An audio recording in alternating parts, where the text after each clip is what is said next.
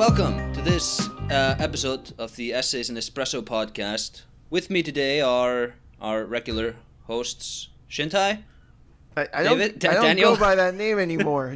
God damn it! I'm just Daniel now. No more weeby Shintai. And of course, Bokenjima. Yes, the absolutely weeby Bokenjima. Because I'm fucking proud of it. It's ironic because I'd say like my taste is probably way weebier than yours, arguably. Yeah. Or maybe I'm a hidden weeb. You don't know. Well, maybe. You don't know all the anime I watch. All the stuff I don't tell you about. That being said, you watch currently airing anime. I fucking don't, so you got me beat there. But to be fair, no, actually, like, I talked about the archery anime in last time, and I'm still watching that, and that is actually good. So I'm currently also into Slice of Life, which I wasn't before. My weeb is growing stronger, as it were. Oh, God. I feel like it makes it sound like you're siphoning weeb energy. Goblin Slayer is amplifying you. Yeah. Goblin Slayer is making you stronger. No, Goblin Slayer is getting worse and worse. Actually. Oh, I see. What's I'm wrong with it hating now? that show now. It's just, it doesn't go anywhere. It's just discombobulated adventures About slaying goblins? Not even. Like, sometimes they slay something else. They find a beholder, which is, I don't know if you know beholders. Yes, I know what a beholder is. Yeah. So they've killed that, and it's like a boss fight, and then they killed some kind of ogre, which was also kind of a boss fight, but nothing really leads to anything. There's no overarching threat that they're working against. Does the Goblin Slayer at least complain about the fact that he's not slaying goblins? No, I think he's softening up. I think one of the other characters' sole purpose now is to get him to actually enjoy adventuring. And I don't know. Also, I had someone on Twitter told me that they've just cut out large sections from the manga, which I'm kind of pissed about because I don't want to read the manga. But for me, the anime makes less and less sense now. You're already in it, man. You're already in that freaking Goblin Slayer lore. Oh, yeah. It's so rich. And in this episode, we're going to be talking about, our essay subject is, Daniel, likability of characters. Oh, yes. So this is an essay topic that I wanted to discuss, basically contrasting the likability or unlikability of a character with the inherent quality of the character writing. I kind of feel like the introduction got out of my hands there for a second. It kind of brought it back with force. That's fine. That's fine. It's fine. Is Goblin Slayer would he be an unlikable character? We'll get into it. I think he would. We'll get into it. Getting away from Goblin Slayer. Boken, you played Deltarune. I did, and you played Deltarune. Yes. Acer, have you? No. Oh, well. But I'm interested to hear. Okay, well, it's free, so you should get on that. Yes. Of course it's free. Okay, But I'll actually not, of course. Undertale wasn't free, was it? No, well, the thing is, Deltarune is only free right now because it's a demo. But the thing is, Undertale released with a free demo before, like, months before it came out. Wait, so the real Deltarune will come out and it will cost money? Yes. Really? Yes. Why is that so difficult to accept? I don't know. It feels like a shitty marketing move, I guess. What? Well, no, what? wait, explain. I'm not holding it against Toby Fox. I just think when you already have some notoriety and then you release what seems to be the first chapter of your game, it just doesn't feel as much as a demo to me as it feels like the first episode in this game. you know? Didn't Telltale market their games like that? Yeah, they would release the first episode of their games for free. What? Yeah. I remember one game doing that, but not all of them. No, yeah, I don't think it was all of them, but like there are some, like I know that Life is Strange, that game, that first episode is free.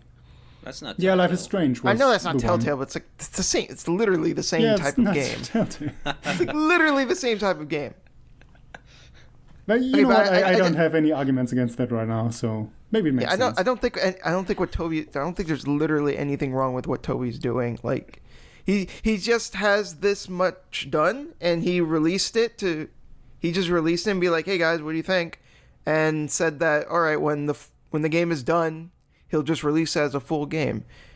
So, what do you think of Deltarune, Boken? I did like it. Someone on Twitter said, I don't know, I guess I shouldn't name names.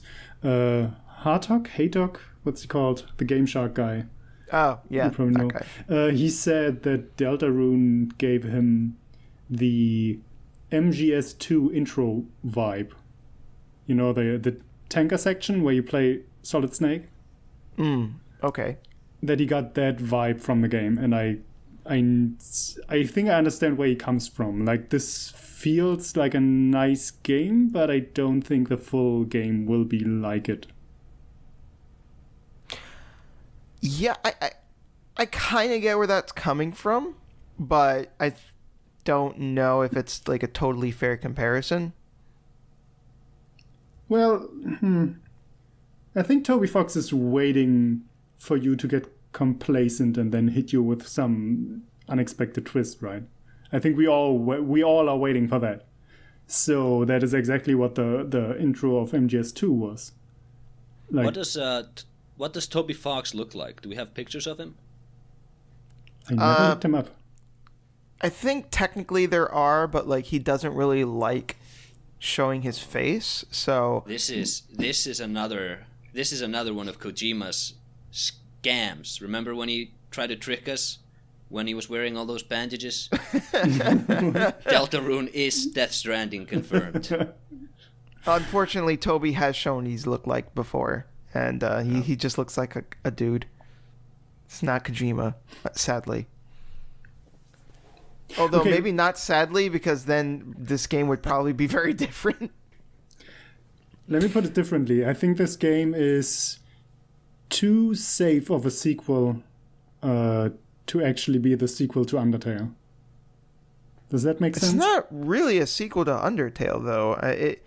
Toby himself said that, hey, this has nothing really to do with the story of Undertale. Like, yeah, there are some characters that are the same, but like it seems to just take place on like some alternate timeline or dimension or whatever you want to call it. Yeah, but okay. But then it's kind of weird that all these characters are showing up, and the game is kind of making a big deal out of it. I think it's kind of like the Majora's Mask thing, where, yeah, there are some characters here that you know, but they're not actually the same characters.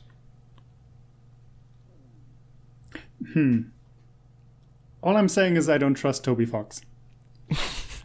And I think that this game, like, come on, there are even certain gameplay similarities between Undertale and Deltarune. Like, at the start of the game, one of your new companions explains to you what a fucking pacifist run is. And then you can play the game as a pacifist run.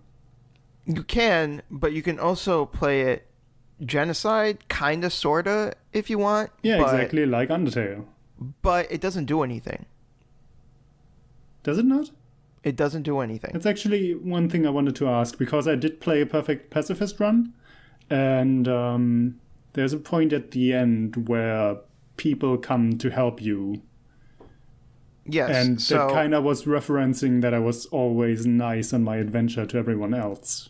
Yes. And that scene does play out a little bit differently if you try to attack everyone, but the end result is still kind of the same.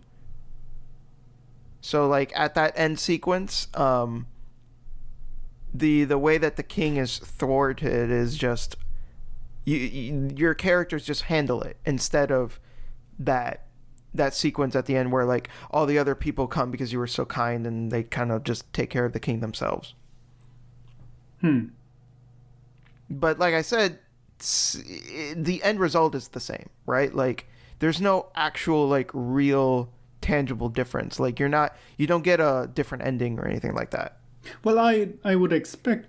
I mean, okay, what is the full Deltarune gonna be then? Because I don't expect different endings right now because this is not the ending of the game, right? True, but I think Toby intends for the game to not branch the same way that Undertale did. Or maybe that's what he wants you to think.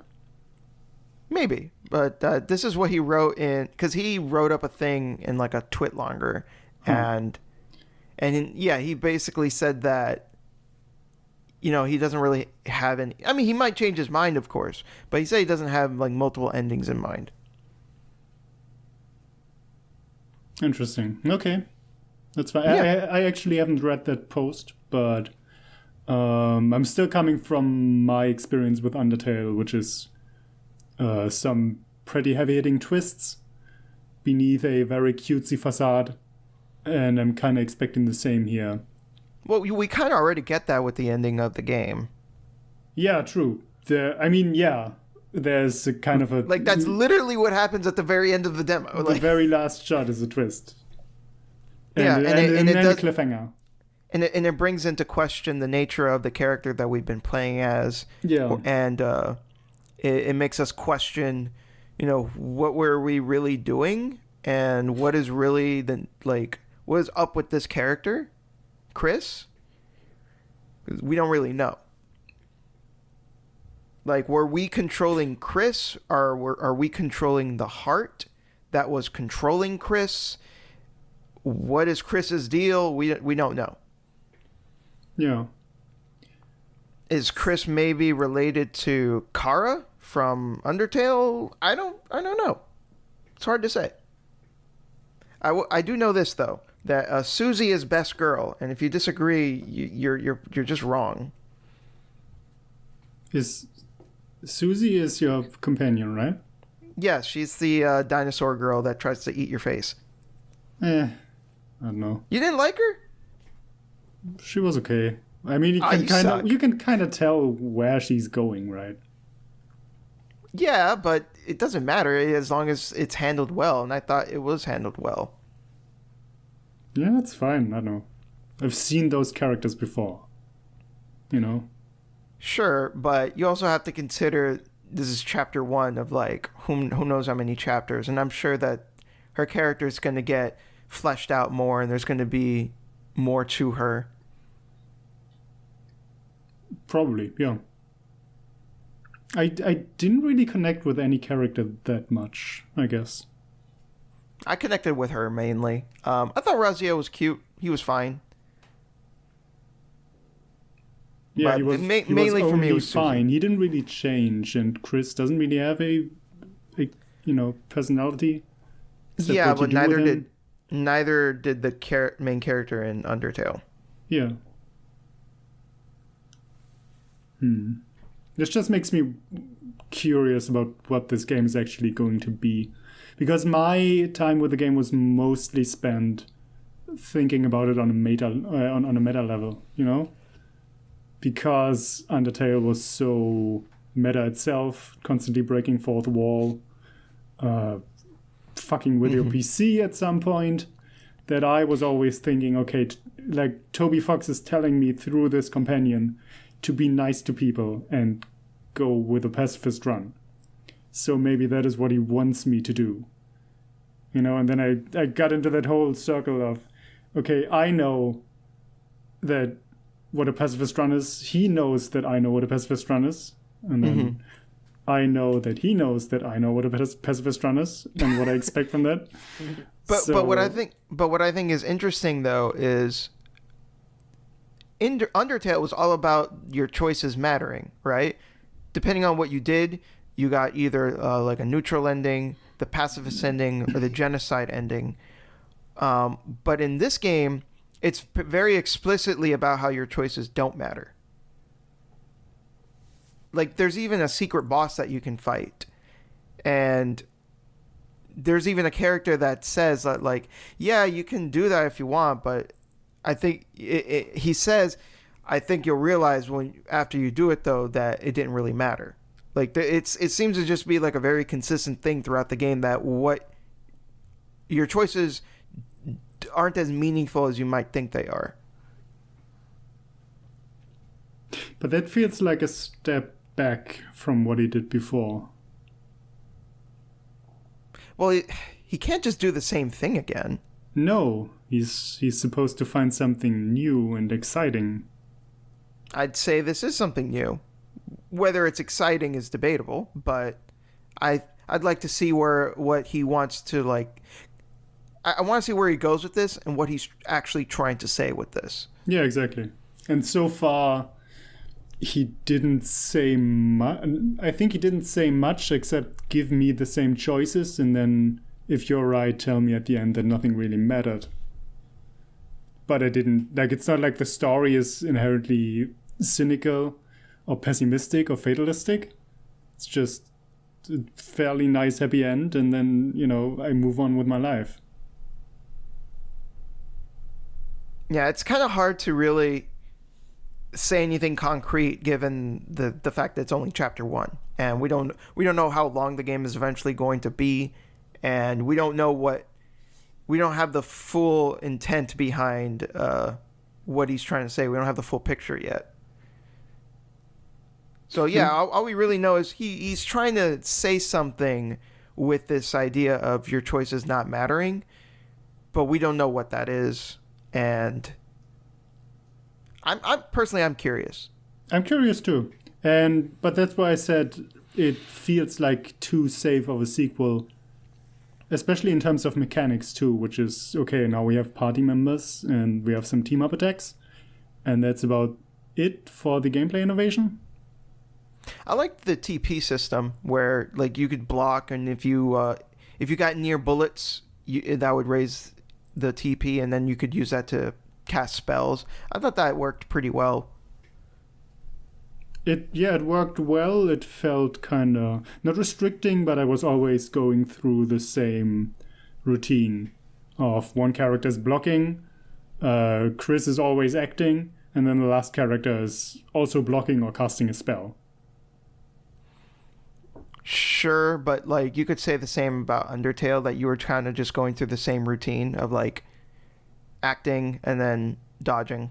Yeah, there's a problem when you can actually survive every turn without taking damage whatsoever. And I don't think the bullet patterns in this game were difficult enough. I didn't find the bullet patterns all that difficult in Undertale either, though. Oh, okay. Well, I remember dying a few times in Undertale at least. Well, maybe I've just gotten better at the whole system. I don't know. Is it the same battle system? Mostly. Yeah, it's you have 3 party members and they can do different spells and attacks, but the moment an enemy attacks you, it's the same bullet dodging with your heart.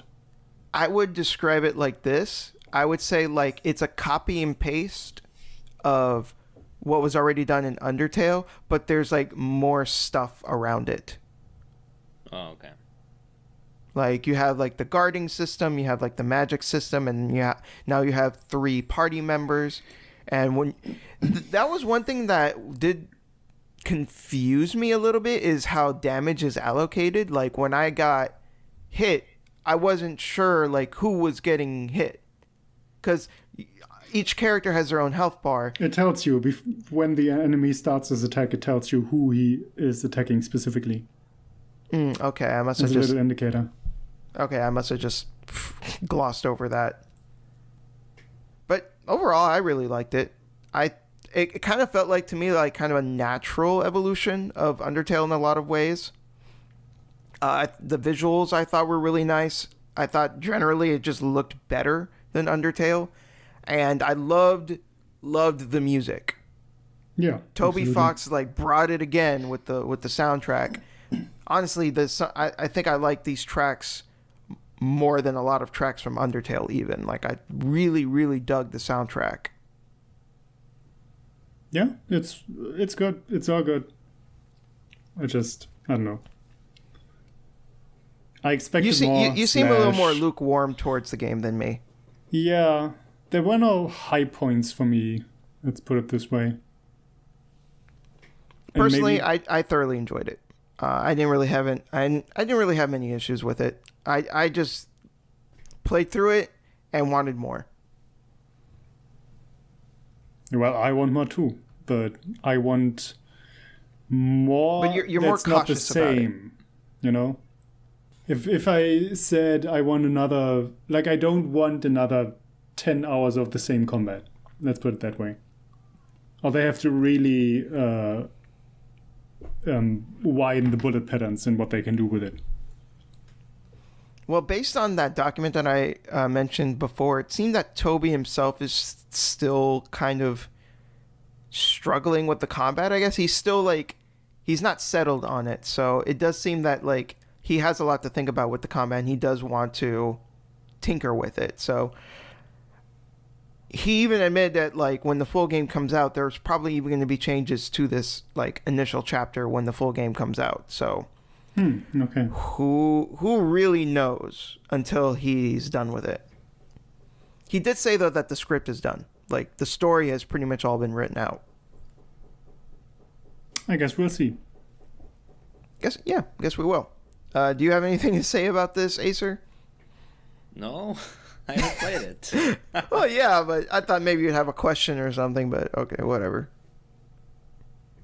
Oh, you're the host. Do something. Oh, yeah. Is that so? You announced yourself as host, so fucking do something. My hosting abilities will not be put to shame here. I read here, Super Mario Odyssey. Do you want to talk about that? Oh, sure. Has anyone else played Super Mario Odyssey? Yes, I have.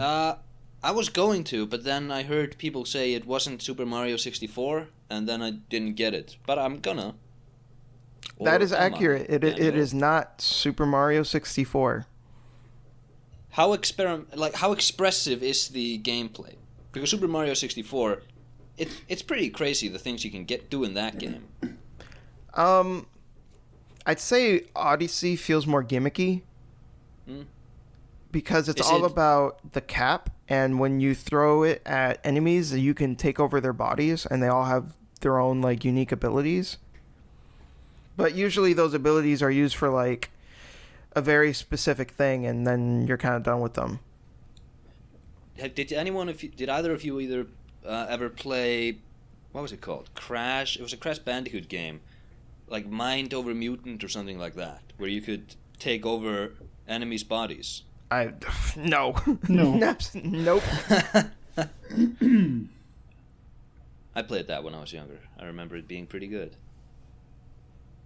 But yeah, I would agree that it's kind of gimmicky. Like the powers you can get with your cap don't really feel integrated into the level design, except for one or two moons that you can get. I remember playing, I think it was like Super Mario 3D Land on the 3DS or something like that, and that game felt very play-tested. Does Odyssey feel that way too? Well, it's not as focused as the... I didn't play that version specifically, but I did play 3D World on Wii U. I don't know how different they are. I actually really liked that game because it was very skill-intensive, and Odyssey is not. Nope. Odyssey is pretty easy breezy for the most part, and I found it pretty boring, to be honest. Me too. Does it reward skilled play in any meaningful way? Nope. Not really. Because you get thrown, it throws moons at you every 5 seconds, so there are some that actually take skill, but you don't even have to get them. Like, when I finished the game, I had 250 moons. No, wow. No, 270, I'm sorry. How many moons does this game have? 999. What I think the you hell? unlock the last level, at like 500 moons, which I did. At 250, I thought it was you unlock 700. something. No, I think it's 500. 250 for the final boss fight, basically, and then 500 for the final level. And the final level is complete bullshit, and I didn't beat it. When I got to the Mushroom Kingdom and the game was like, "Hey, you still got stuff to do," I said, "Hey, no." So you didn't go to the I felt moon so spent with 250 moons and like see the final boss. I felt spent. I was just like, I don't want to play this anymore. Yeah. It felt like a drag. How much of the game feels like filler? All of it? Like I mean, it boggles my mind to see people praise this game so highly. Right? I mean, yeah. I get it if you're a kid because it's very cute and colorful and charming, but as an adult playing this, I'm just like, this is really boring. And then when it's super easy, and when it's not, even the parts that are frustrating are not because they're like really challenging. It's usually just some like dumb thing that just makes me go like, why, game?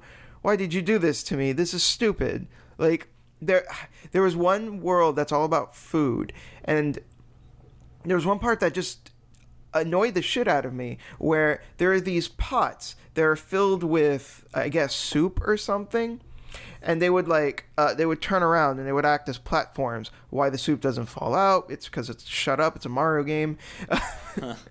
But like they would turn around, and act as platforms, and when they're up, they're it's soup, and it will hurt you if you touch it because it's hot. Now, I think I was transformed into a creature that could like swim in it, and whenever it touches land, it immediately reverts you back to Mario. And what I didn't realize was that the outer rim of these pots, the game technically counts it as land. So in that moment, I touched it, and then the pot turned, and then I was in between the soup on the bottom and the soup on top, and it just killed me immediately. That's dumb. Right? Like, I was just like dumbfounded. I was just like, why would you do this to me? So, yeah, like, the game is not bad, but I don't like using this word. I don't like saying overrated, but the game certainly feels overpraised. I'll say that, I guess. I don't know. It just... I wasn't really that engaged by it. I thought it was just kind of eh. And by the time I was done with it, I was just like, man, I'm going to play something else. See, I was mildly... Well, not mildly. I was somewhat engaged throughout the first playthrough where I just kept moving. I think the game is good when you find enough moons and then you move on to the next level, and then it's, this is about cooking. This is about samurai. This is about, like, I'm on the moon now. Isn't that crazy? So it keeps your attention for that long, but the moment you go back into every kingdom and actually start looking for extra moons, you realize how many there are and how none of them take actual skill to get. And it's just, it becomes satisfaction overload. So here's my point of contention with the game and why I prefer... I say prefer, but I haven't played Mario 64 in like 15 years, so take that with a grain of salt. But there is one thing in particular I think I could definitively say that Mario 64 did way better than Mario Odyssey, and that is how it treated stars compared to how Odyssey treats moons. Yeah. When you get stars in that game, yeah, you could complain about how annoying it is that every time you get one, it spits you out, and then you have to go back in. Sure, fine, I'll agree, that's annoying. But, getting a star is rewarding. Getting a star is a challenge. And each star feels like it's tangible and it means something, because then it unlocks a new part of the castle, which means you get to explore more of the castle, you get to experience more of the game's world. And it really feels earned. In Odyssey, it doesn't feel earned. It actually feels like you've beat a chapter. You progressed in the game. Right. when you get moons in the game, you get them so passively for most of them that even though technically speaking there are certain restrictions, like you need to get a certain amount in order to progress, again, they're just so easy to collect that it just feels like you're playing the game passively, and then you're just progressing like normal, as opposed to that strong feeling of accomplishment that Mario 64 had. How good's the backtracking in Odyssey? Because 64 had great backtracking once you learned different moves you could do. See, the worlds in the portraits of Mario 64 were all like small and interconnected, while the tact that Odyssey has is just to make them big. Oh no.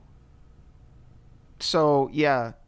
And like also Odyssey, like when you beat the final boss, I think you can go back to all the kingdoms and they actually sprinkle in new stars for you, right? Or yes, new they moons. Do. So it's not all unlockable at the start if you know what you're doing. You have to go back at some point. That is exactly right. Which I think sucks. Why do I have like for example, there is one area, it's super tiny. Like it's literally just a little walkway and then there's a boss arena and that is the entire area. Why do I need to return back there after I've beaten the game to get like another moon or two? Like, really? Why are you wasting my time? And that's another thing I hated about the game. So much of the game felt like it was wasting my time. Why is it that when I buy a moon at a store, which that in and of itself is stupid because there's no sense of reward from just buying a moon, but like, why is it when I do that it spits me out of the store menu just to show the little animation of Mario like, wahoo, I got the moon. Like, what? Stop wasting my fucking time. I wasn't done shopping. Did you go to the last kingdom and talk to Toad? Where he gives you a bunch of random moons for shit you did throughout the game? I did not.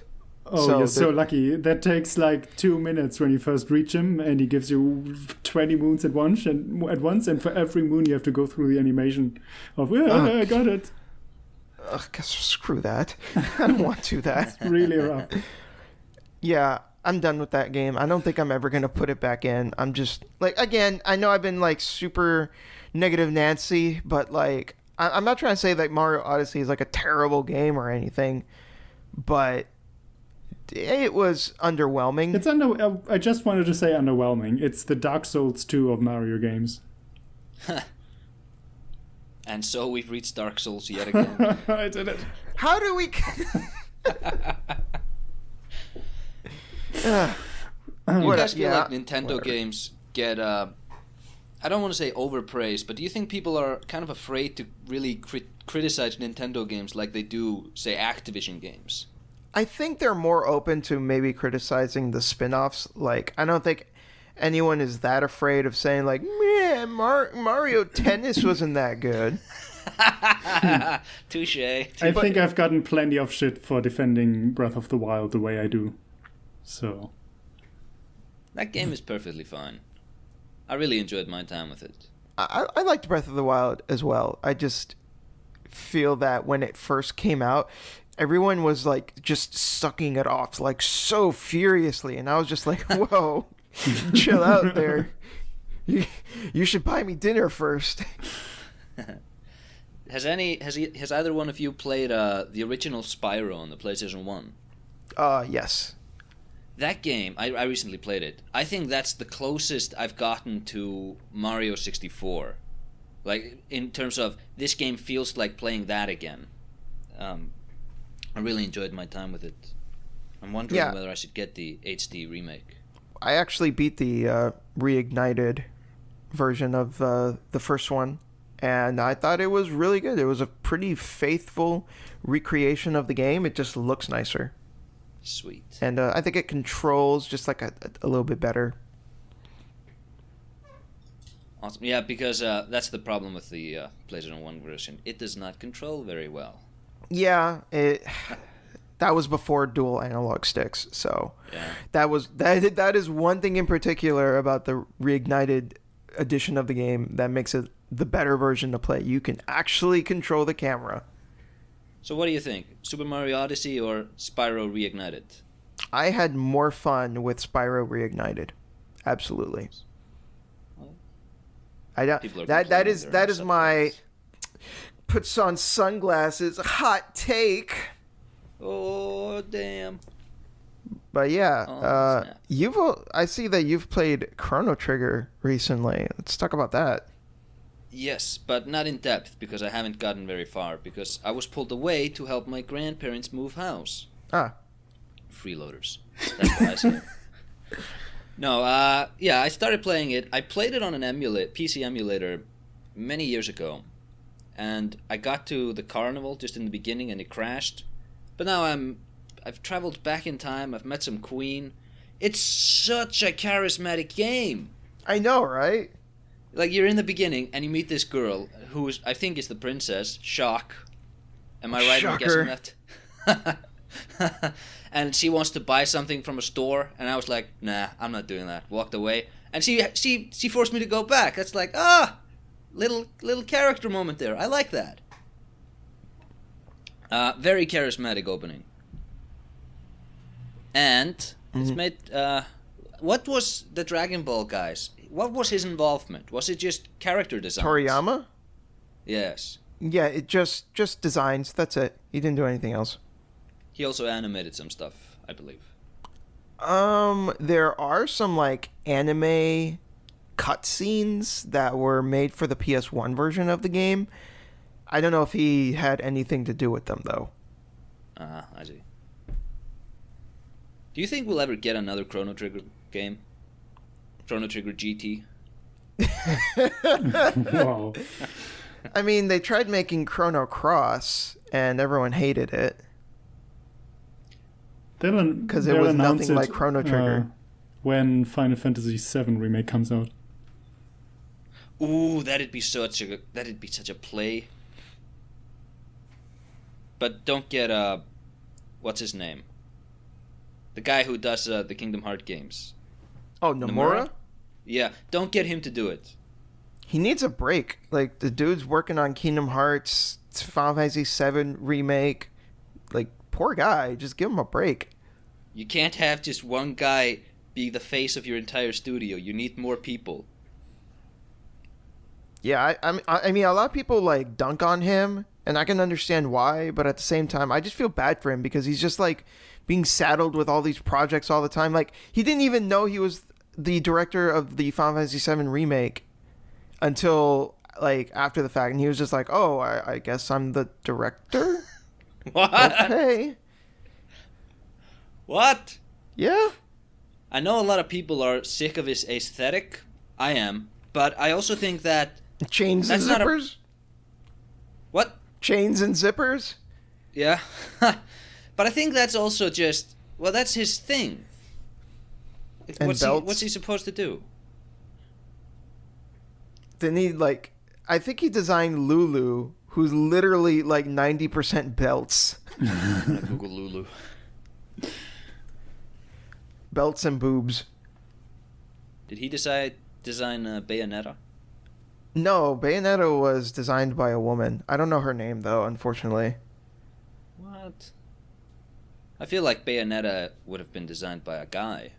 Nope. It was by a woman. She said she did it as a way of, like, female empowerment. She felt strong, you know, designing her character. Huh. And I think that a key, like, because a lot of people try to say, like, oh, her design is sexist or whatever. And I think what a lot of people kind of just miss about her character is that she's always sexually dominant. Mm. And because people have this kind of shallow perception of sexuality of like, oh, if she's sexualized, it's obviously just because sex is male gaze, whatever. But no, the Bayonetta, like, just owns it. Like, just if you play the game, you would see, like, in almost every scene with, like, a male character, she's always dominant. Isn't Lady Gaga playing those games now? She is. She's She loving is. them. That's cool. Yeah, Pretty cool. even Kamiya like responded. He was like, "I feel a connection with her." Of course he did. That guy still owes me a controller, by the way. Well, don't message him because he's blocking anyone that tries to speak to him in a language that's not Japanese. He didn't block me. Well, you probably messaged him at a time when he didn't instate that rule. What is that guy? What is this, like, you can't just have special etiquette only for you. That's not how social media works.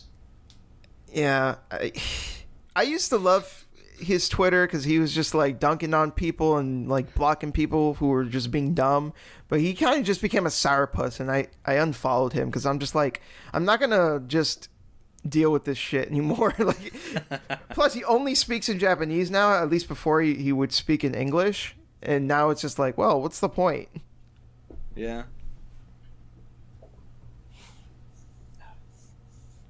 He's an interesting character, though.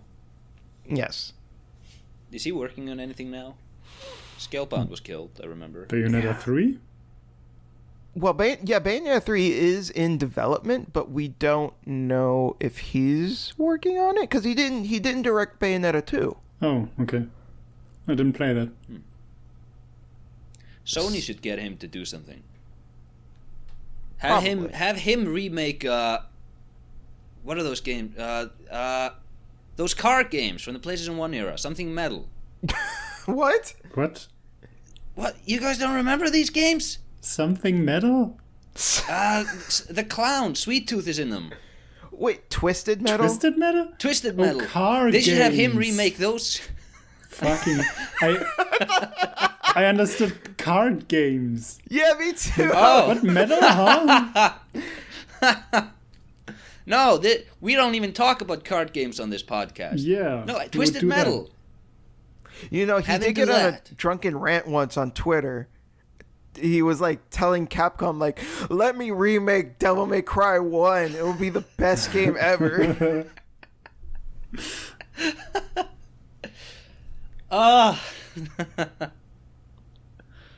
No.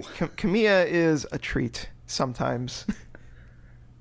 I also, changing subjects, I also started watching Castlevania. Ah, cool. I like it. I'm not that far in. How I don't many? like the voice actor for, is it Simon Belmont who's the main good guy? Trevor. Trevor. I don't like his voice actor. You don't like him? Okay.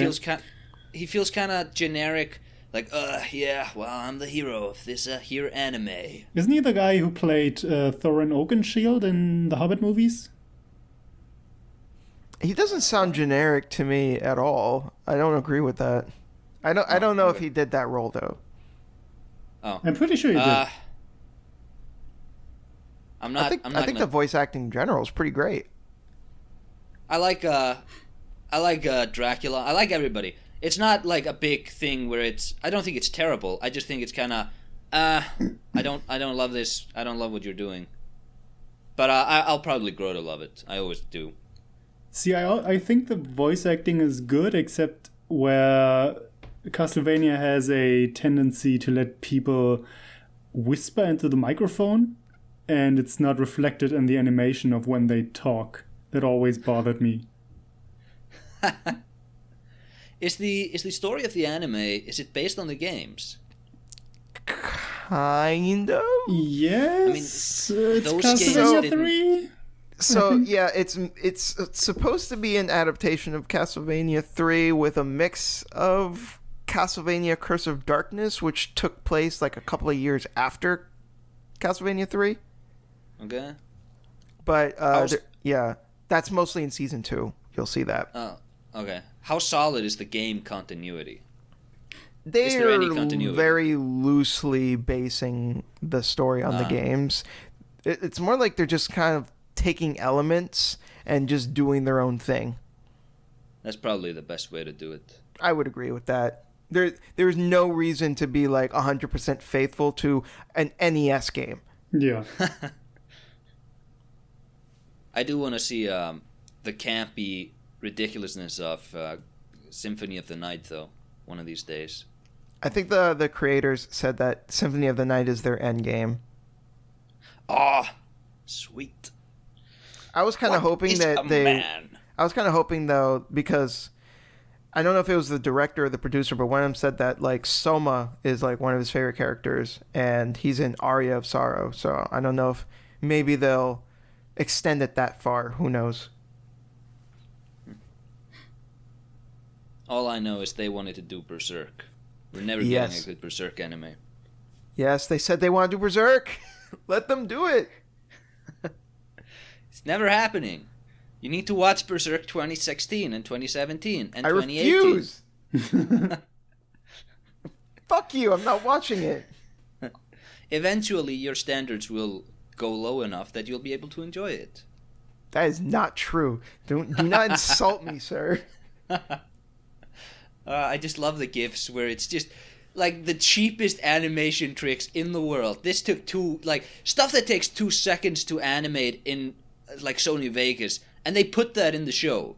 Like a character moving across the screen, and he just kind of vibrates and jitters as he moves. Yeah. It's terrible. It's pretty bad. I remember there was one animation where like a Zod put his hand on a dude's helmet, and then it just like faded into the Yes. character model of the transformed version and crushed his head. It looked terrible. Dude, honestly, Like it literally looked like it was 2 JPEGs, and they just like used the crossfade from Sony Vegas. Use the star wipe. I mean, I'm watching One Piece still because once again I don't like reading manga, and that shit is also so poorly produced at times. Like you can literally tell when they were cutting corners. You just look at that frame and how cheap it is. Like it is people running into a door, and it's not even animated. It's just people yelling and then footsteps. And like these fast lines that signify movement, but nothing on the screen actually moves. And you're just sitting there, really? Didn't they recently, a few years ago, say that because they used to do two volumes or 2 mangas per episode, and then they did 1 because they're catching up to the manga, the anime. Aren't they really stretching everything now? I wouldn't know because I haven't read the manga to compare. But it is really, really fucking stretched, yes. Yeah. I feel like when that stuff happens, when you're catching up to the manga, just stop making the anime. Do like 2 movies a year, just spin-offs. And then 5 years later, start making the anime again. Yeah, I guess. I don't know. I like watching an anime. I don't like reading manga, so I want them to continue. But it's hard to endure. I mean, it's only 1 episode per week, so I can manage, but I feel cheated. Well, you're missing out on some good manga, though. There's some really great ones. There's one that's only 3 volumes long called No Longer Human that I strongly recommend. The only problem with that is that it's when I first bought it, it was only like $10 a volume, and then all of a sudden it became really fucking rare, and now it's really expensive. But I'm sure you can find it online. No Longer Human, excellent stuff. Yeah. There's also Vagabond and Lone Wolf and Cub and some other really good mangas out there. Is the Death Note manga as good as the anime? Because They're like 1-to-1. Really? It's basically the same. There are some differences, but they're mostly like stylistic differences. Yeah, that's it. Does the presentation work better in one format or the other? I'd say for the most part the manga presents it better, but there are a few instances where the anime does it better. Like there was one scene in particular early on in the manga that I felt was done better in the anime, where there was this female detective. She was like really getting close to to figuring out light. And the way that scene was handled in the anime was a lot more striking because she just like figured out in that moment that she was like completely screwed. And then the soul just left her eyes. Yeah, while in the manga, she just looked confused. Like, it didn't have the same impact. I see. Who directed the Death Note anime? Oh, that was done by the same director. The same director as Attack on Titan. Really? Yes. I really like his direction of Death Note. He also did High School of the Dead. Shut up. What? Yes. With the boob stuff. Yes, with the boob stuff. All the boob stuff. I forget his name. But yeah, he's a weird director. He also did I think he was I forget what role it was, but he also worked on the Gungrave anime. He was not the director, but he did work on that, and that's like one of my favorite anime. And it just like gave me a weird feeling because I'm like, because Gungrave is like very subdued, and his style is like extremely over the top. So I don't know what happened. The scene with the potato chip, way more subdued in the manga. The anime just made it like this crazy, like, take the potato chip and eat it. Well, in the manga, it was just like, it was super chill. He's just like, oh yeah, being sly, I'm just gonna eat the potato chip. I'm being a sneaky boy. But yeah, the anime just like cranked that shit to 11. What's the reveal in the end when they're in the warehouse? What's that like in the manga? Because that's crazy good in the anime. Yeah, it was also good in the manga. Like it felt uncomfortable, and it felt like kind of almost dirty, and it felt like conflicting. Like it was done well in the manga as well. Oh, sweet. I would say the final moment with L was done way better in the manga, though. Oh. Like there's Did he also wash his feet in that one? In the manga. Like, because I don't know why they cut this out in the anime. It seemed weird to me. But at the very end with L, when he's like staring at Light, and Light has that like shit-eating grin, L's response was, in the manga, I knew it, and then he dies. Maybe I shouldn't say die. I don't want to spoil it. I'll just edit that part out.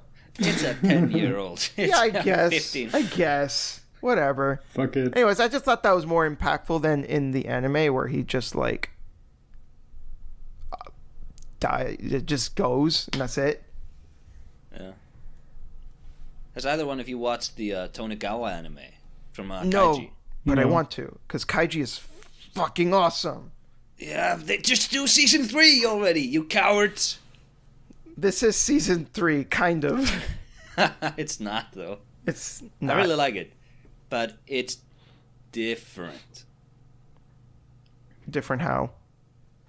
You remember how in Kaiji he was like at the edge of despair, and he just like, oh no, it's all tumbling down and everything, it's all turning to hell, and he has to like figure out a way out of it.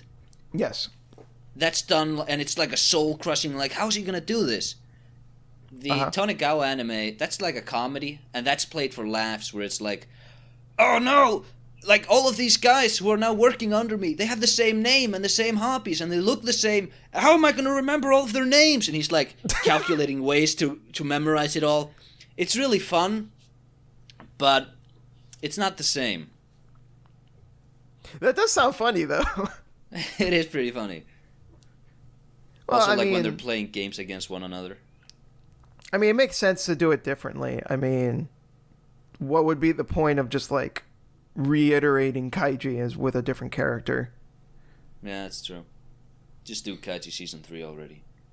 That's what we all want, but I think they've resisted doing that because eventually the manga just kind of devolves into a board game.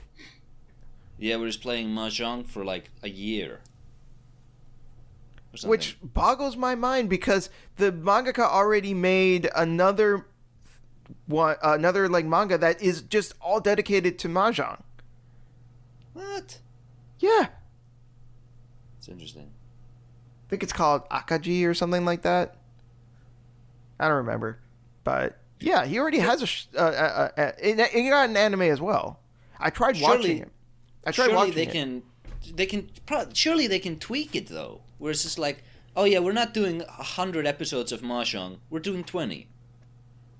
Maybe, but I don't think the manga's even done. Huh. Yeah, I tried watching that other show, and like it still has that same sense of like tension and like dread and like critical thinking that Kaiji did, but it was Mahjong. So I had no idea what was going on. Like I couldn't follow the show, and it was so frustrating because it felt like I was watching Kaiji again, and it was really good, but like I just had to stop because I'm like, I have no idea what's happening.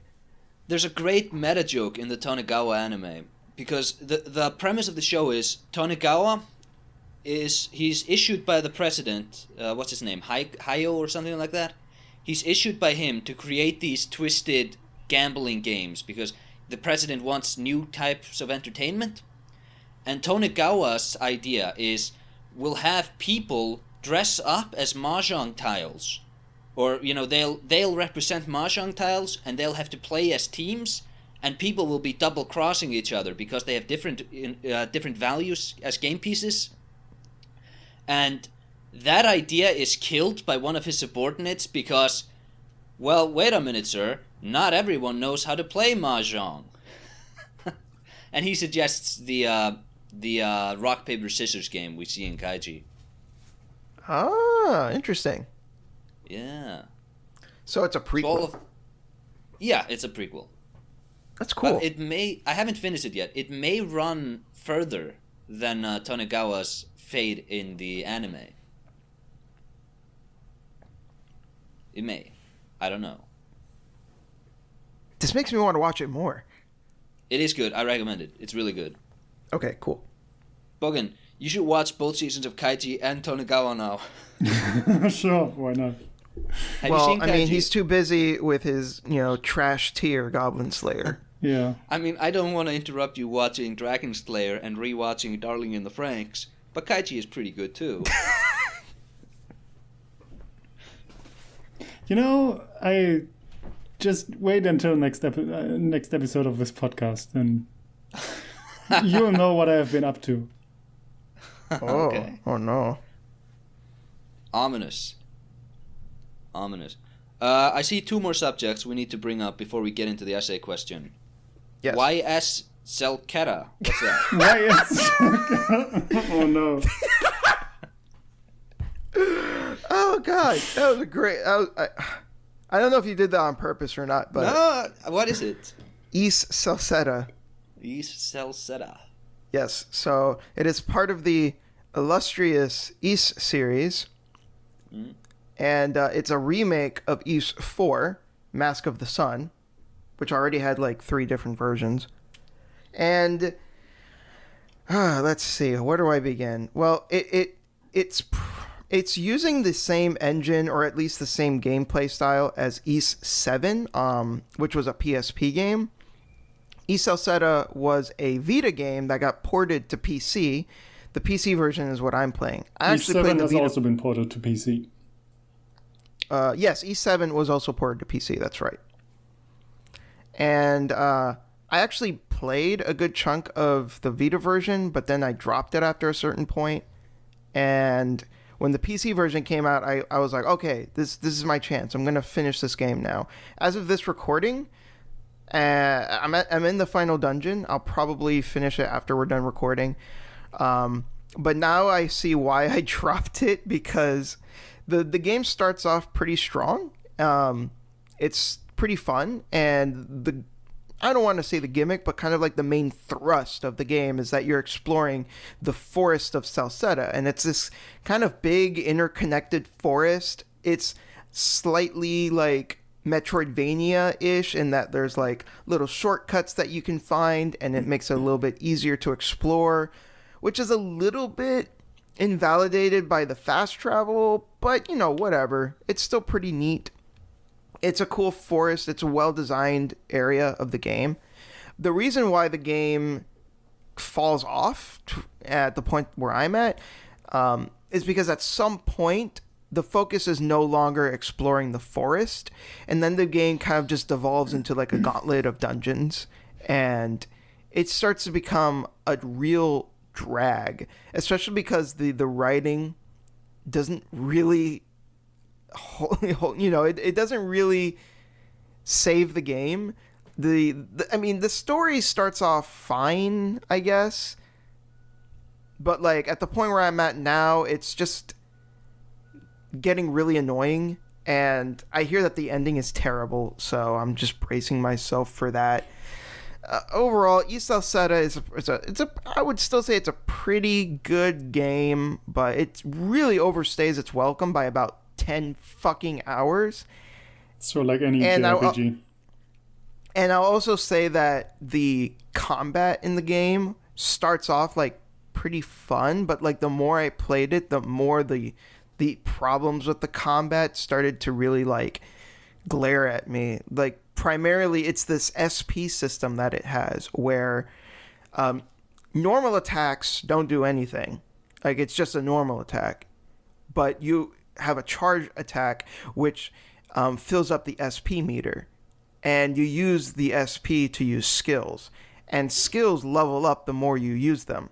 So what ends up happening is you'll start to ignore normal attacks altogether, and the dominant strategy becomes use a charge attack and then use a skill.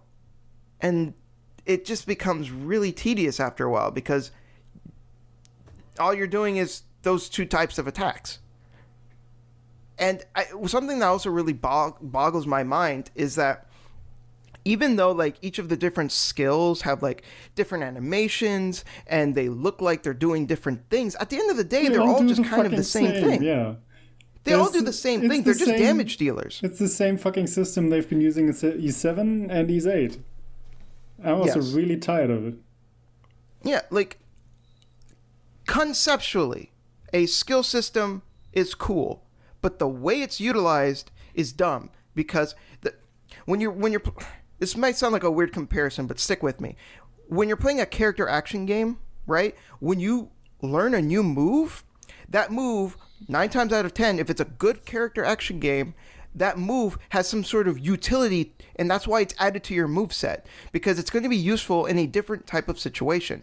Like, you have a launcher, and then you use a skill that brings you back down to the floor, or whatever. Things like that. They have different utilities for different situations. But the skills don't do that. They're just straightforward damage dealers. They don't do anything to alter the state of the enemy. They don't do anything to accommodate different situations. So it's just a bunch of redundant skills where the only real difference between them is that some of them do more damage and some of them cost more SP or less SP, and that's it. Yep. So, yeah, I totally agree. I mean, I haven't played Celceta, but I have played the other games, and I hope they do something new with the series. Here's my advice to them. Get rid of the party system. Yes. Get rid of the fucking party system. Chuck it in the wind. You've done 3 games already to improve it. It's not working. Just get rid of it. Focus back on Adel, because the series started with just Adel, and it was like that for several games. So just go back to that and turn it into a character action game. That's what I want. I'm sure some people will disagree, but whatever. I want them to go back to like Oath and Felghana style of gameplay, where you have like a more tightly knit, connected world, and it's like focused on like really interesting like challenges with like the level design and the bosses. Because that's another thing. The level design in these party-based games, at least in Celceta and 7, are really flat. The bosses too, right? The bosses are also kind of flat. Yeah. They're not like, there's not a whole lot of utility to the bosses, because like in Oath and Felghana and in Origin, you know, you had to like memorize these like really like not complicated, but like you had to memorize their move sets, and it was a tough game. You have they were tough. You have fewer options in combat, but the bosses make up for it with all the variants of their attacks and all the different patterns you have to dodge. In fucking E7 and 8, all you do is dodge basically everything. And in 8, even there, you just abuse the instant dodge or witch time or whatever. It's called fucking flash dodge or flash guard. It's completely broken. Even though, arguably, the Oath and Origin are probably mechanically simpler than 7 and Celceta, the reason why I think those games are more fun is because they had, I think this is a term that Nova Canoe coined, but they have more environmental complexity. Because there's more done with what's there outside of the mechanics tied to the character. Yeah, absolutely. So yeah, I'm done ranting about the game. I may have seemed like it was like really terrible. It's not a terrible game. I'd still say it's a pretty solid game. It just should have ended sooner. All right. Then we want to talk about Street Fighter V. Well, I want to talk about Street Fighter V. I don't think if you want. I don't know if you want, but that's perfectly fine. I wanted to talk about it because I've been going pretty hard at the game, and I finally reached Diamond rank, which is one of the higher ranks in the game. Yeah, I bet I could still beat you. I bet. I've never played Street Fighter V, but I'm sure I'll kick your ass. Yeah, sure. Just it's a casual just game. Mash. No, I didn't even I haven't put this topic on the docket because I wanted to brag about my rank, but because reaching Diamond rank is actually pretty important for anyone who wants to play the game somewhat seriously. Because there's a ranked system, right? You hop online, you say I want to be matched up with other people, and then you get a random opponent in your area that has a decent connection to you, and then based on what your rank is, you get similar opponents within that rank ceiling or within that rank. But the moment you reach Diamond rank, basically the whole ranked system opens up, and there are 6 more ranks after Diamond currently, which is Super Diamond, Ultra Diamond, and then Master, Grandmaster, Ultimate Grandmaster, and then Warlord.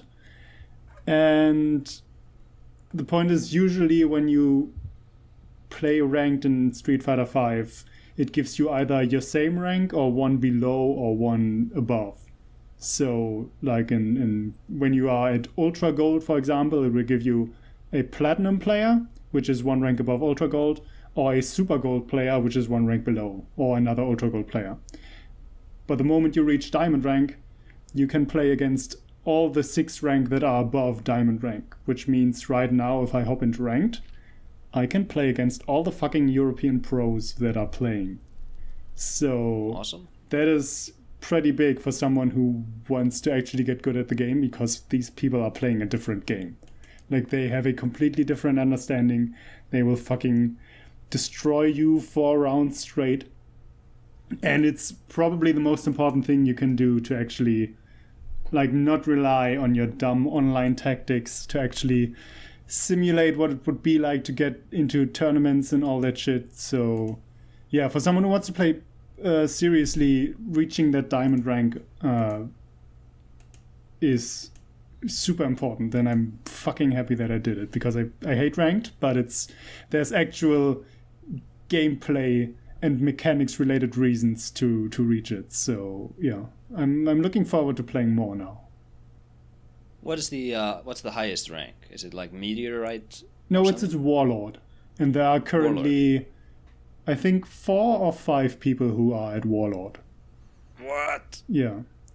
That's ridiculous. All the pros are usually at Ultimate Grandmaster or Grandmaster, which is still it still requires a massive amount of grinding points and playing ranked all day.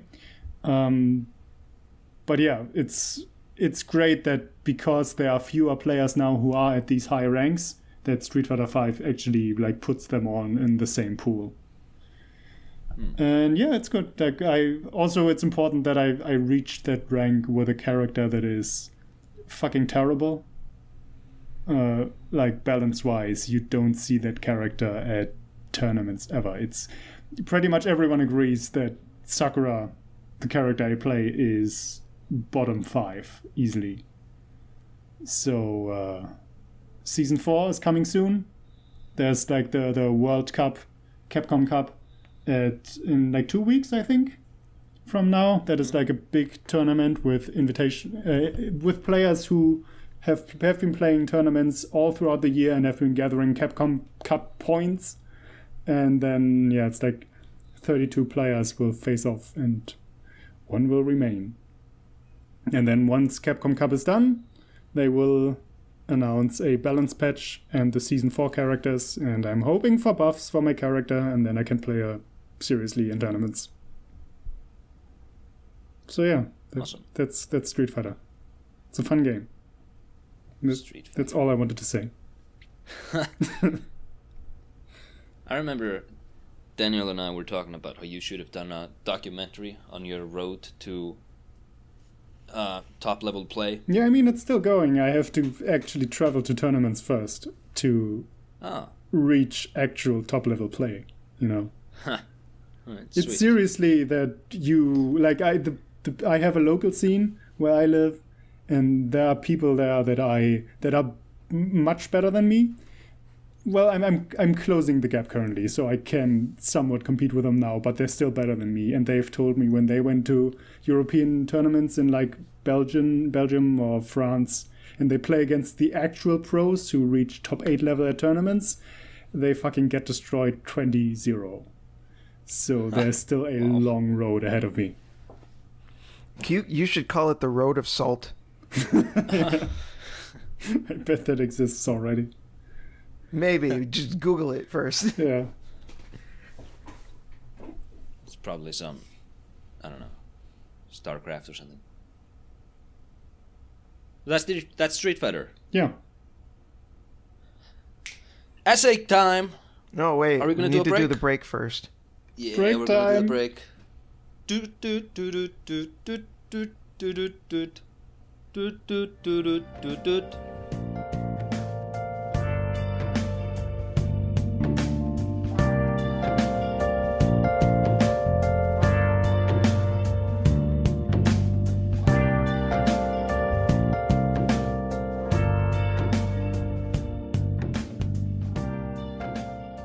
Now we're back, and we want to talk about the essay question. Daniel, you posed this question, so I think, well, you pitched this question, so I think you should lead us into it. Okay, so the crux of this essay question is basically to discuss how much the likability of a character should influence your opinion on the quality of how well written the character is. Like, I'm not going to say who it was, but I remember seeing a comment of someone saying that a character was poorly written specifically because the character was unlikable and unrelatable. And I really strongly disagreed with that. And I want to make this distinction very clear. If you don't like that character, I think that's perfectly fine. There's nothing wrong with saying like, well, you know, the character just doesn't do it for me. I don't like those kinds of characters. That's fine. There's nothing wrong with that because we all have our preferences. But I'm like really against the idea that made the character poorly written. Because I think that's just silly. I think that's a really arbitrary limitation on writing and what kind of characters we can write. Like, not all characters should be likable and relatable. Like, and not all villains should be immediately hateable, you know? Like, because this person was talking about a main character. And I guess a lot of people are under the impression that a main character should be relatable, should be likable. And I just don't agree with that. I don't think that's right. Again, it just feels like this arbitrary limitation on what we can do with writing and storytelling. Like, I don't want all the characters that are the main characters or the protagonists to just be the same type of character. Mm-hmm. So how do you guys feel? Well, it's not only arbitrary to make this limitation, but it's also very subjective because what I find likable, what I find relatable, not necessarily the same as the next guy. So where do we draw the line at what is a good character and what is a bad character if that's the standard? I agree with that. So my question is, I mean, I think there are certain examples that like disqualify that notion fairly easily because you don't necessarily want to like villains. So villainous characters, I mean, you can make villainous characters that are likable and relatable. For example, the main villain of Star Trek Deep Space Nine, that has always been the most liked character of the show in every vote. And that was great, but there are certain characters that have to be unlikable so that you want to root for the main characters to defeat them, right? I think that depends on the type of story that the writer's trying to tell. I mean, the comment you were talking about, did he specifically only mean main characters, or was he talking about any character? It was mainly a criticism of a main character. So I would assume that it was meant for all main characters. Like, from that person's perspective, because that main character was unrelatable and unlikable, that immediately translated to the character being poorly written. So you can come up with arguments for when that would make sense, that criticism. Like, I mean, it's a main character and you spend a lot of time with him. And if you as the viewer don't enjoy any second of it because you detest the character himself, then that's a problem with the show, right? Sure, I can agree with that. Or if the character is very annoying, or if a lot of characters in the show are very annoying and you don't find anyone to attach yourself to, that's also a problem with writing. But I think there's a difference between a character just not being likable and being annoying. Like, I think a character can be unlikable, but you could still find them fascinating. Yeah. Like, because I feel like likability mostly comes down to how, like, whether you'd like to hang out with them or not. You want to hang out with someone because you like them. But, you know, if the character is unlikable, that doesn't necessarily mean that they're not interesting. Like, a lot of I would say like a lot of sociopathic characters are like interesting and fascinating, but you wouldn't want to hang out with them. Like, you wouldn't want to be buddies with them. Well, yeah, I mean, you wouldn't want to hang out with Walter White, for example. But he's an extremely well-written character because... Yeah. And I think that would be my definition of what an actual good or well-written character is. He fulfills his role in the story. That's the most important thing. What the story is trying to tell, a character needs to fit into like what the story is trying to do with that character. And he needs to fit those themes and he needs to be consistent. So that is, to me, way more important than if I actually like a character or not. I totally agree. I just feel that based on what I've seen, obviously anecdotal, but I just see a lot of people, they base their opinion on a character on whether they relate to them or not.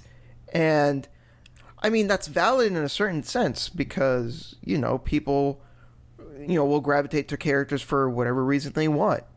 But it just kind of bothers me at the same time because I feel like, well, you're really selling a character short if you're just entirely basing your opinion on them on whether or not you related to them, because relating to a character more often than not is incidental. Like, if you happened to be a scientist and you see a show and one of the side characters is a scientist and you related to him for that reason, that's very incidental. That doesn't make the character better written or a better character because you were relating to them.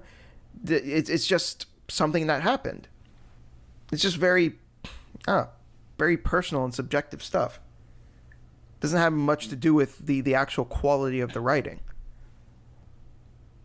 Yeah. Well, I mean, to a certain extent, I guess. Like if that doctor character, that scientist character, for example, was wasn't a good representation of a scientist or a doctor or whatever, then yeah, you could say that's, then the character's like poorly written. So it's actually, it might be considered like, okay, yeah, that character was well written because, an actual scientist was able to relate to that character. So I guess there's more to this topic than I thought. Would you say you're going through a character arc right now? I'm developing. But I mean, yeah, that's also consistency, right? When a character has a scientific background, then you want him to act like a scientist, to not do dumb shit, to not, miss certain conclusions that he could have had much sooner, and then the story would have developed differently. That is important. And I mean, yeah, relatability. I mean, I wouldn't say that relatability is... It's not unimportant, right? Especially when there's a certain drama going on and the show or the movie is banking on you rooting for that character. So if he wants to...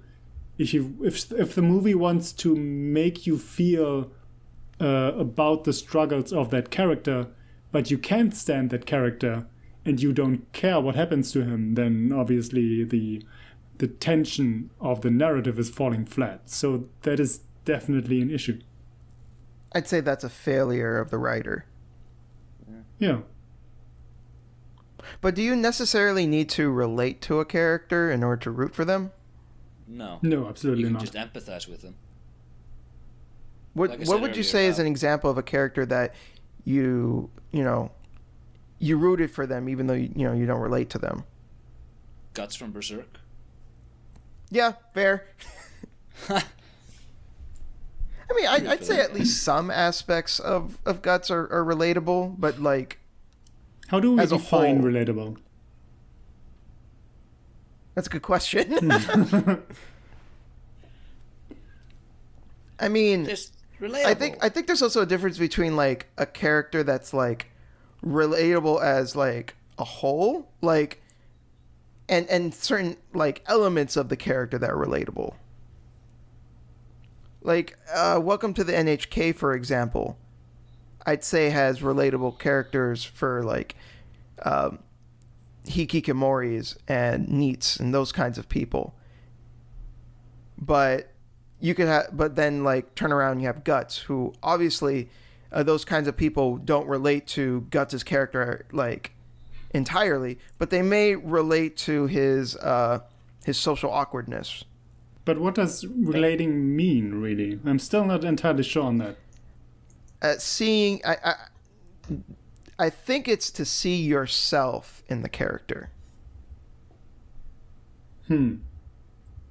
See, I'm currently thinking of a lot of the characters from The Wire, which I haven't seen that. I mean, those are obviously not good people.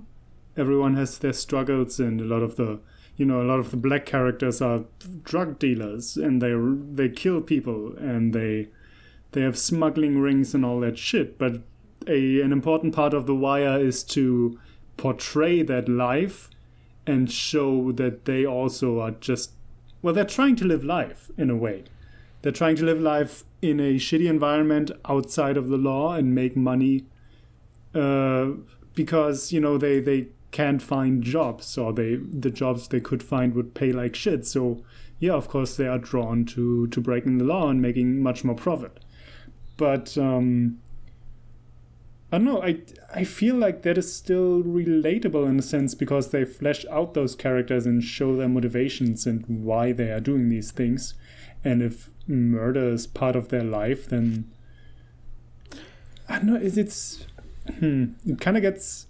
It's not the important part of those characters, it's just what they do. Well, I think understanding a character isn't necessarily related to relating them. Yeah. Or, like... Because you can understand a character and you can maybe empathize with them, but you don't relate to them because what they're going through is so far removed from you, or how they react to it is so different from how you would you don't find that relatable, but you still get it. You still understand where they're coming from. Their thought process makes sense.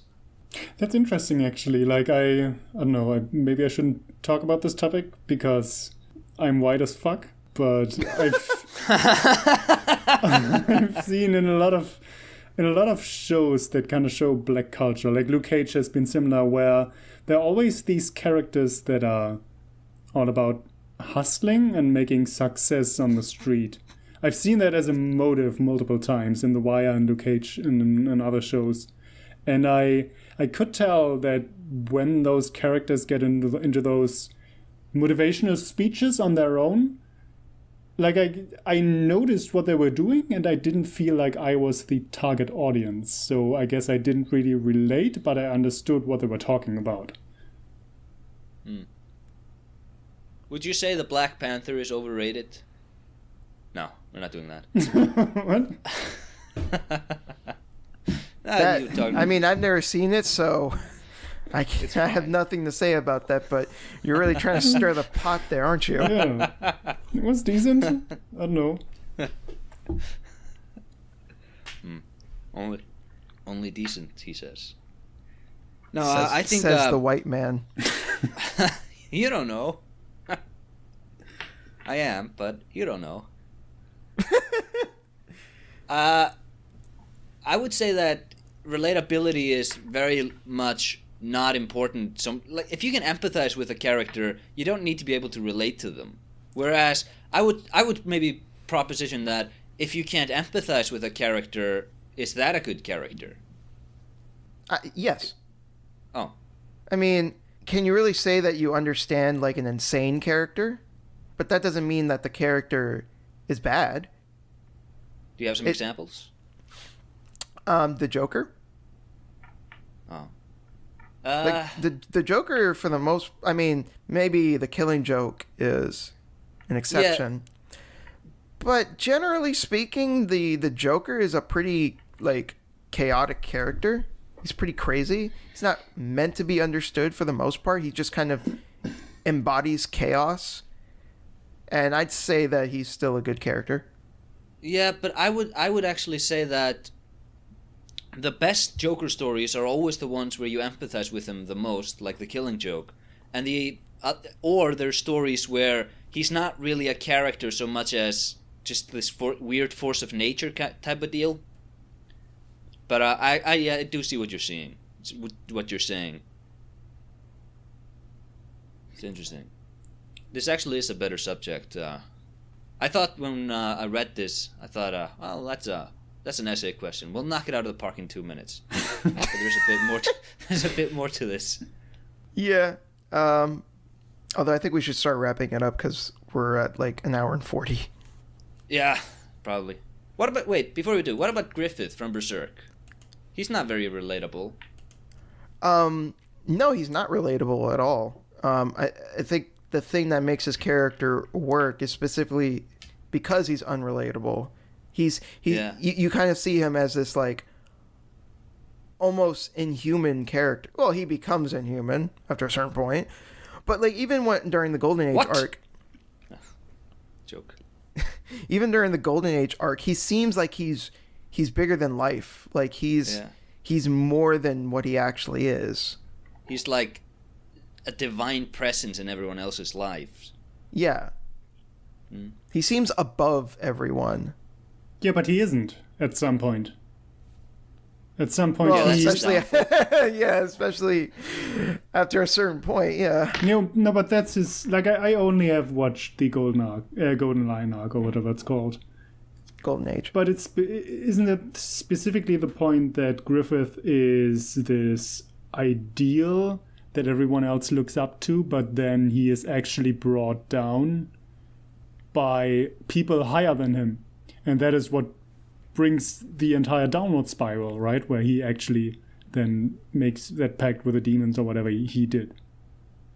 Like it is. What I find interesting about that though is even when he has his downfall, there is a character that when he's torturing him, he's like, even though you're in this state, you still look at me like you think you're better than me.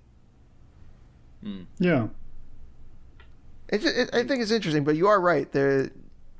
I think part of the appeal of his character is that, like, he seems grander than life, but then there's this reality checking moment of like, well, no, he's still human, just like the rest of us. He's some kind of upstart, right? That tries to get into nobility. So he seems grander than life for the people around him that aren't nobility, but then he crashes into the reality of actual nobility, and that's what somewhat breaks him. So it's like, that is understandable. It's an understandable motivation because he's also he has aspirations, and at some point the real cause of his downfall, though, and I think one of the most human moments for his character is specifically how he felt about Guts.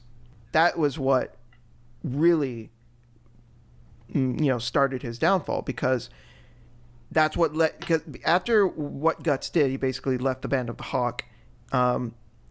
Griffith didn't know how to handle that, because he pretty much throughout his whole life got what he wanted. And this was, I guess, one of the few instances where he was denied something that he felt that was his, or something that he felt that, he owned. And he felt betrayed. And because of those conflicted feelings, it caused him to make a mistake and just started the whole thing. Which was cutting that one nobility lady, right? Princess Charlotte. The princess, Princess Charlotte. And this isn't revealed in the anime, but in the manga, while Griffith is courting the princess during that night, he's thinking about Guts the entire time. He's thinking about the words that Guts had told him, not just in that moment, but like previous conversations that they had. He couldn't get Guts out of his head, even during that moment. And that's why I say, like, that is probably the most human moment for Griffith, because he seems like he would be so above all of that, but he's not. Yeah. Berserk is so good. Berserk is... it's the fucking best. It's pretty good. Is Evangelion good? No. I watched like 12 episodes and I hated it. No. I don't want to get into that, because Evangelion is such like contentious show. I'm not even sure about my feelings about it, and I've seen it like 3 times. Here are my feelings on it. Is it worth watching all the way through, at least once? No, it's not. That's the problem. You watch Goblin Slayer. What are you talking about? That's a fair point. The problem is, it's probably a good and pretty substantial show, but the show itself is fucking terrible. I don't agree with that. The pacing is fucking awful. I don't agree with that. What? It takes 20 episodes to get to any kind of conclusion. The rest, everything before that, is fucking villain of the week. Monster of the week. Monster of the week, sure. With nothing happening. Asuka is a shit character. She's fucking annoying. She's the one in the red costume. I definitely don't agree with this. You suck. See, that's why. Why'd you bring this up? This is just. This is like this should deserve its own episode if we're going to talk about it. And I need to watch it a fourth time. Massive pacing problems where you can cut out most of like the first 14 episodes and nothing would change. That is so not true. You're so full of shit. No. You're so full of shit. To be fair, I watched like 12 episodes and I don't think anything really happened. You guys are so wrong. I saw a girl in a red costume on like a naval battleship, and she had such an anime attitude, and I was like, no, I'm checking out. I'm done. You do realize that Asuka started that attitude. Yeah. I don't realize that. That's why it was really bad going back to that. Like, so you say like, oh, she has such an anime attitude. No, at the time it was so new that everyone literally just like, well, we need to copy this. Yeah, but like badly. I'm not gonna go back and watch like a 3-hour movie about a train just because it's the first movie they ever made. It started the whole genre of movies. No. Okay, but everyone copied Asuka poorly. Like, the thing about her character, like all that when everyone copied her, all they did was copy her mannerisms. What they didn't understand is that her behavior is specifically due to how her upbringing was. She had a really fucked up upbringing that affected her behavior. Wait a minute. Nobody bothered to actually write that aspect into their characters. They just copied the mannerisms because people liked it. See, we're like 20 years or 30 years ahead now, and shows like BoJack Horseman have shown that characters can't just be terrible because they had a terrible upbringing. You have to be more than that. Yeah. Well, Speaking there's more. of which, It's more to it than just her upbringing. But like, she's also in a sensitive part of her life. She's sexually like confused, and why are we still talking about I think Evangelion? she's a fucking bitch, okay? She's And I didn't find she's her not just a justified bitch. in being a bitch at all. Yes, she is. No. Get over yourself. She has. I'm not saying that it's good that she's a bitch, but like it makes sense that she's a bitch. The show does a very good job of explaining why she's a bitch. would you say that she is unrelatable but not likable? She might be relatable to some people. I don't know. She's definitely I'm asking the essay unlikable. question. She's definitely unlikable, but I don't think that makes her a bad character. How the fuck did you turn this around on the essay question? What the fuck? That's actually really good. I'm impressed. Playing the long con all along. Like the long game. 3D chess master. You know what? Evangelion is back on Netflix. I might rewatch it, and then we might discuss this later or not, because it's a Probably toxic. not, because I'm not gonna watch it, and I barely remember anything about that show except not liking it. Then fuck you then. I wouldn't, guys. I wouldn't be opposed to actually watching all of it and then having just an episode where we discuss it. No. But I think we should end this show before we lose our minds. Yeah. People will fucking You should tear us never have brought up apart. Evangelion. That's just like you're just asking for trouble. Yeah. I thought Evangelion was like this. Everybody loved it. It was like this No. hallmark of anime. I thought it was. It's okay. Let me lay it out for you. Evangelion is revolutionary for anime, but it's also extremely contentious because it is a polarizing show. When it came out in Japan, it made like huge waves, and it really influenced. Like, anime would not be the same today if it wasn't for Evangelion. But at the same time, a lot of people feel very strongly about that show and the franchise in general. Like, even though I think I like the series, I fucking hate End of Evangelion. That movie, I fucking hate that movie. Did Evangelion start a lot of negative trends? Yes. Fucking waifu Yes, it did, wars because- started with that shit. Here's the fucked up thing. Evangelion is supposed to be... It's supposed to get across this message of anti-escapism, and all it did was inspire the industry to focus even more heavily on escapism, pissing off Hideaki Anno, him going like, what the fuck? You guys totally took the wrong message from this. He's the guy who made the show, right? Yes. He also made Gunbuster, which was awesome. You should watch Gunbuster. I've never seen it. It's super good. Next week, Evangelion episode, everyone. No. Nah, we'll probably talk about something else. But this episode has to come to an end. Yes. So... I've been Azure Aesthetics. Well, wait. We should talk about what we're making. Oh. God damn it. Okay. I'm gonna do a video on Chrono Trigger, probably. But don't Yay. expect it... Don't expect it until next year, because there's a lot of You gotta be with us for Christmas. Not a lot of free time.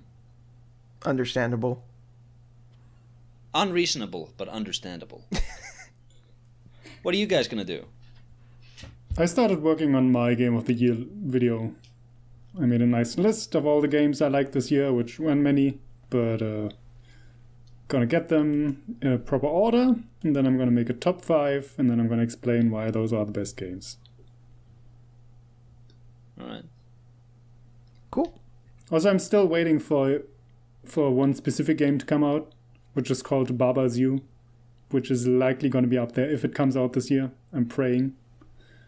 And I'm going to check out a few other games that I missed. Like, I still have to play Donut County, which I hope is good. I'm still considering playing Darksiders 3, but I'm not sure because it seems kind of mixed. Yeah, same. Yeah. I'll see. Okay. I've got a bunch of things that I'm working on, personally. You're working on a Berserk video, right? So, yes, I've been rewatching Berserk, so I can make a video about the core theme of free will versus determinism. I'm also thinking of making a video on Dante from Devil May Cry. I was a little resistant to doing it at first because I'm like, well, I feel like I just did a video on Devil May Cry, but I already wrote like 2 pages, so I'm like, well, it'll probably be a thing soon enough. I'm not gonna say I'm not gonna explain the inciting incident because I don't want to throw shade on anyone, but there was someone that so thoroughly misunderstood Dante's character. Saying that he was just trying too hard to be cool. And I was like, how is it possible that someone could get him so wrong? And then I was thinking about it, and I'm like, well, you know, I can't really blame this person because of this, and that. I'll get to it in the video. But yeah, that's kind of what happened. And now I'm like going into the development of the different games, the directors and the writers, and why Dante's been so different over the entire franchise. So yeah, that's going to be a thing. Let's see. I'm working on some other stuff as well, but I think I'll leave it at that. I may talk about that next episode. Awesome. Do we have a subject for the next episode we want to tease, or? Ooh, I know we have a list somewhere. We had one about communities and fandom and nostalgia and all that, which I think would be. Also, we had one about subs versus dubs, which was almost breaking out earlier. Yes. Yeah. We have one about review scores. Oh yeah. Gonna defend review microtransactions. We have a lot cooking, so people stay tuned.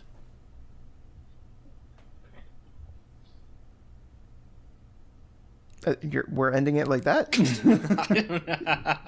No, we're ending it like that. I'm Acer Aesthetics. I'm here with my friends. Guys. What? I was waiting for you to like do the closing Sign statement. off. Okay, fine. This has been Daniel. I'm not Bye. Are you still waiting for me? Yeah. Yes, Oh, go. okay, it's been broken. Bye. That was terrible. Again, I've been Acer, resigning from my tenure as host probably forever. I guess I'm going to be host forever now. This has been a mess. See you guys. Bye-bye.